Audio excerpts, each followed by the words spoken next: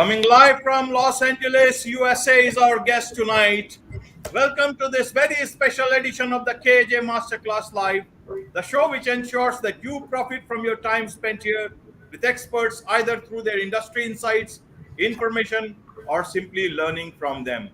And before I move forward, may I request you to subscribe, follow, like, and comment on whichever platform you're watching or listening to this show on. And today we have Kimjera Whittington, Chief Brand Strategist and Founder and CEO of Evolve Global Marketing.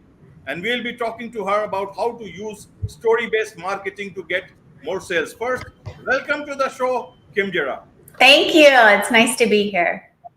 Thank you. Thank you for your time to join us. So help us understand what is this, story-based marketing concept.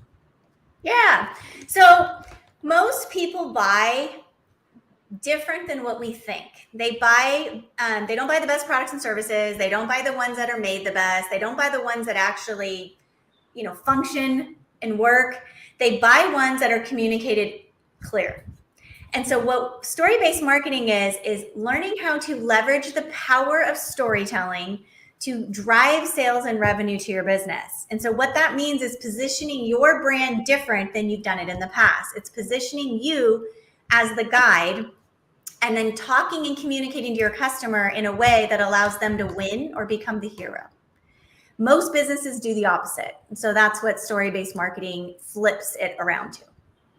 Okay, so brands which are communicating through different mediums today, brands, companies, small businesses, products, services, whenever they are communicating through different tools of marketing, aren't they also communicating through a story, either whether it's an advertisement, a social media campaign, or any other campaign that they are doing? Yeah, so the message, so story-based marketing is really taking storytelling out into the world.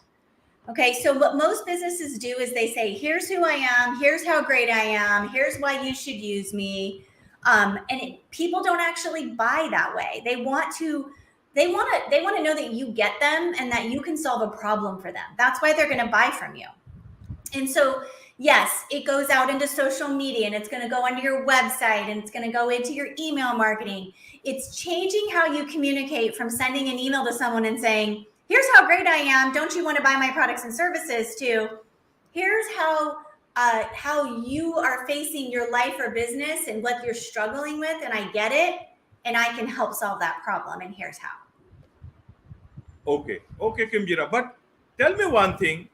In case of businesses who are doing well, but they still may have something, left to do, how do they know that there is something left to do, that their story still can be made better? They are already in the hands of a very good marketing agency, advertising agency. And in those cases, people who are not having enough lead generation or sales, even how do they know it's the story that has the problem and not their sales effort? So can you tell it for small businesses as well as larger organizations? Yeah. So I would say for small businesses, the questions you would want to ask yourself is, if I were to read my website or I were to look at my social media account, website's a great place to kind of really leverage this. Look at your website and say, does somebody who doesn't know what I do understand what I do from reading my website? Is it telling a story? If it is not, and you can't say clearly and consistently, I know exactly what you do and exactly how you're going to help me, then your messaging has a problem.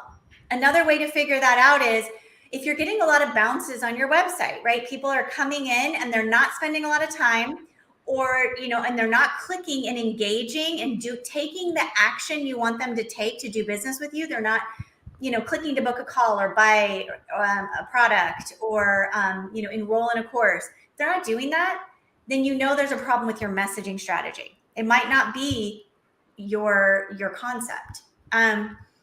Sales is different, right? Sales is, the flow that you have coming in. So, email marketing can help with that. Online engagement, building out more unique positioning in the market can help with that. So that's what I'd say for small businesses. And then did you also want me to describe it for larger size companies? Okay. Yeah. Please. Okay. So for larger size companies, what it comes down to is differentiation in the market. And it comes down to unique positioning as well as storytelling. So those three things have to go together. And for medium to larger size companies, a lot of times, again, they're very good because they have maybe a focused brand, but they don't actually tell a story within their messaging. And some large companies can get away with that. Like, we know our big brands, Nike, Apple, Audi, like, depending upon what industry you're in, your big brands, Toyota, you can go to the website and you're going to buy a car and you don't need a whole lot of messaging in that. But they use storytelling very effectively in their ad campaigns and other things they do. But for medium and smaller size businesses, it's about leveraging that differentiation and telling a story that's relatable. Right. Bigger brands, they are known for their products, for their services, and they are already known. So people know that what they are getting from them and who they are dealing with. But it's smaller businesses. So for smaller businesses or medium-sized businesses, what should they focus on? Should they focus on product, services, or should they focus more on storytelling? How much percentage should be 50-50 or 70-30? How does it work for them? It's not really, I can't really tell you what percentage it would be right now without knowing the business, understanding what's happening within that business.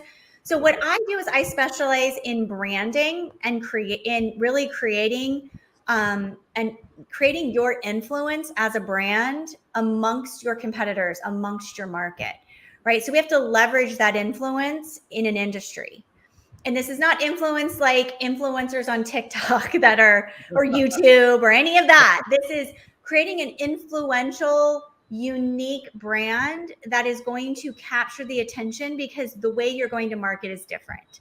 And so I can't give you like an actual percentage. What I can tell you is it's very easy for me, if I were to be given a website, to just take a look at it or told about a brand, and I looked at all their accounts on social media and their website to see, are they consistent? Is there one clear message that I can tell what they're about? Branding is about being relatable and memorable and repeatable. So if you have those aspects in your brand and I can see that across and I easily know what you do and I know how you're helping me and why you're relevant, then you're doing a great job. Then it's probably, like you were saying, it's probably more sales, right? Like how is the sales process happening? But if that's a hot mess, like I go over, to Pinterest and it says one thing and LinkedIn says another and your website says something else, and I don't really even know what I'm supposed to do or how you help me, that's where you have a big problem. Because if somebody doesn't understand what you're about and how you're going to help them, they're never going to buy from you. Right.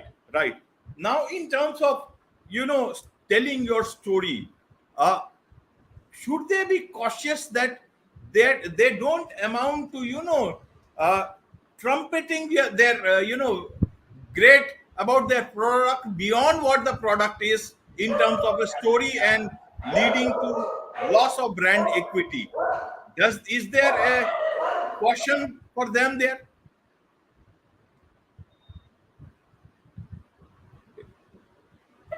I'm so sorry. It is okay. It makes for some, it's a podcast. It's a real show, real life, about real people and real conversations. And everybody is invited. It's the FedEx guy. I can't help it. Right. So can you repeat your question? Yes. My question is that for smaller businesses, smaller brands, in the name of storytelling and a better storytelling, is there something to be cautious about, that they are trumpeting about their products and services a way bit too much than it is required? uh, will that lead to loss of equity if they overdo it? No, you can't overdo it. And here's why. Again, you need to be memorable and repeatable, right?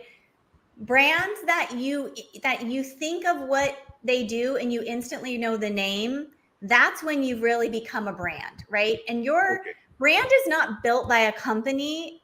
Brand is actually built by your audience. They have control over your brand. And so what you Okay. want is a brand that people automatically think of you. So for example, when you think of online video, conversations, Zoom has become a household name. It probably wasn't necessarily before COVID, but now it is.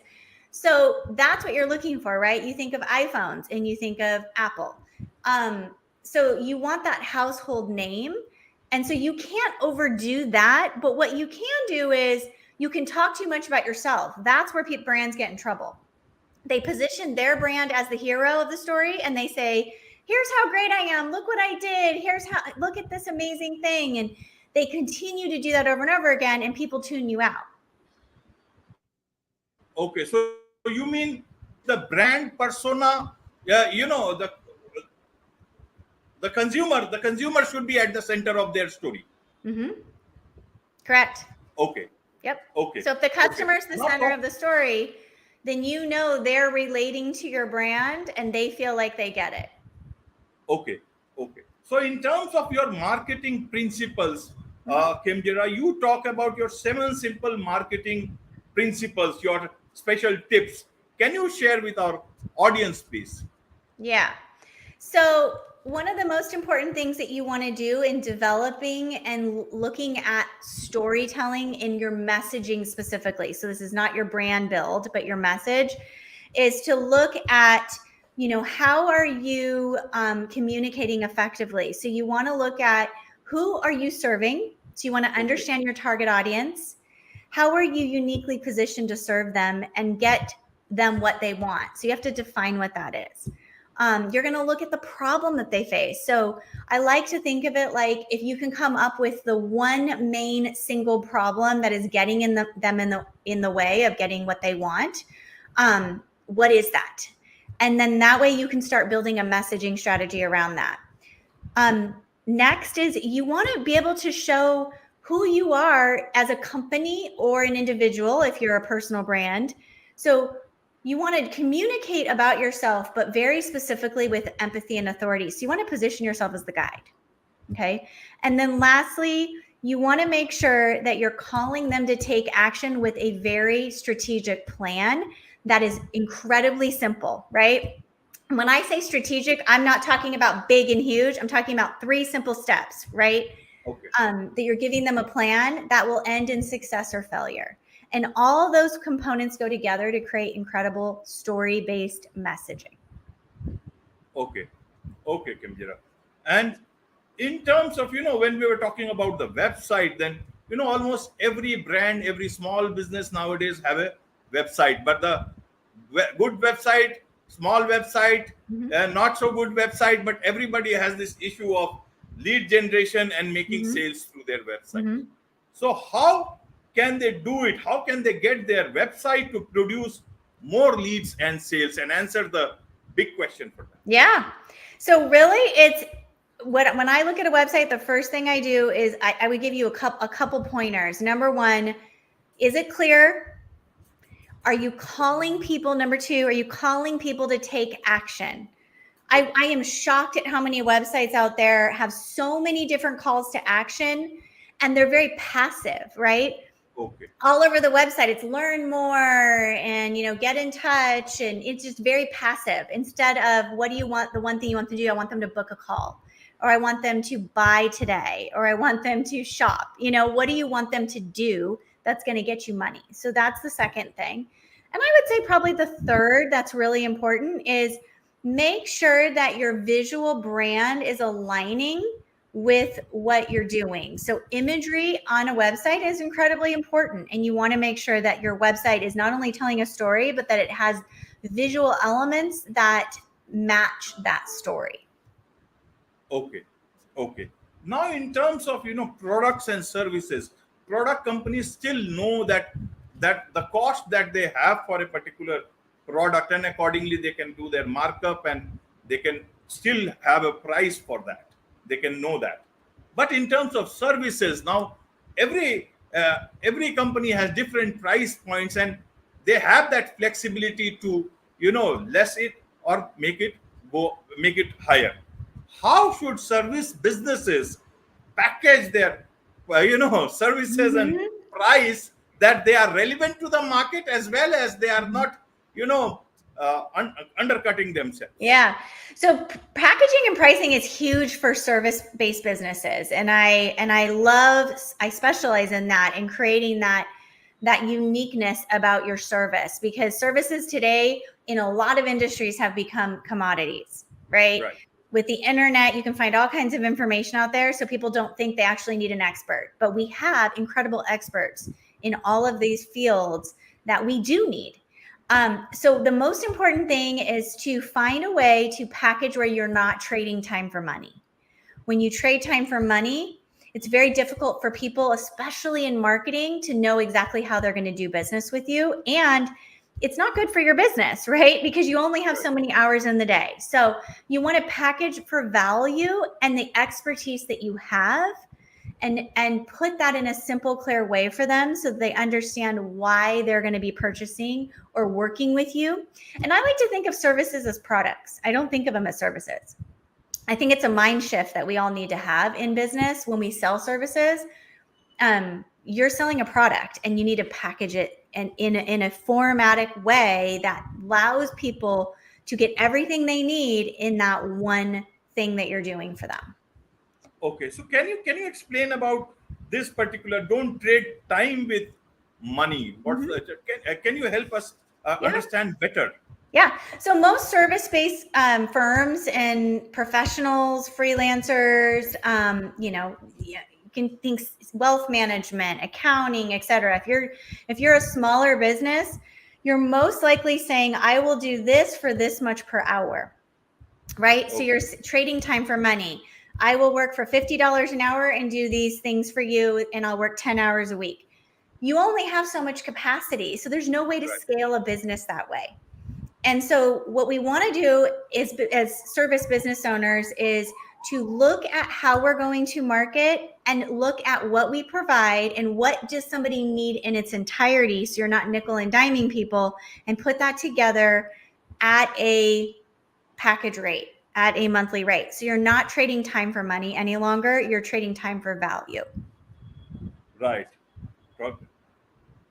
It's all about giving value to your clients. So, Yeah. talking about value, let me talk about your company, Evolve Global Marketing. It provides a lot of value to its clients, and so just tell us a bit more about your company, and if we how people can. It's a global world, so how people can contact you, take Mhm. help of your Sure. expertise.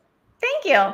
Yeah. So Evolve Global Marketing, we specialize in storytelling, and that's kind of the main focus. So we create brands as the foundational element, and it's that messaging strategy, that overall unique positioning of a brand.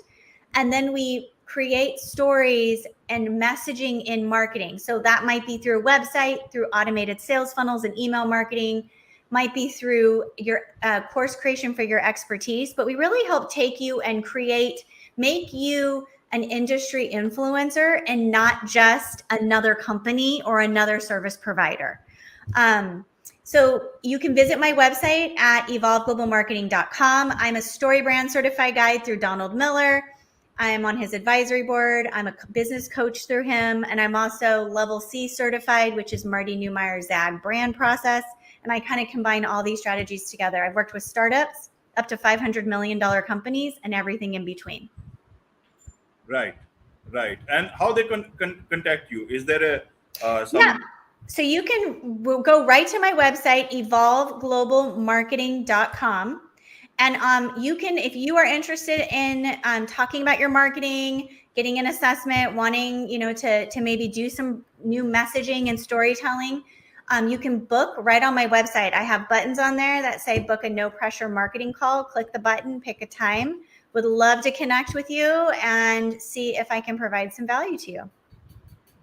Great, great. I'll also put that information also in the YouTube description so that it helps people Mhm. connect you.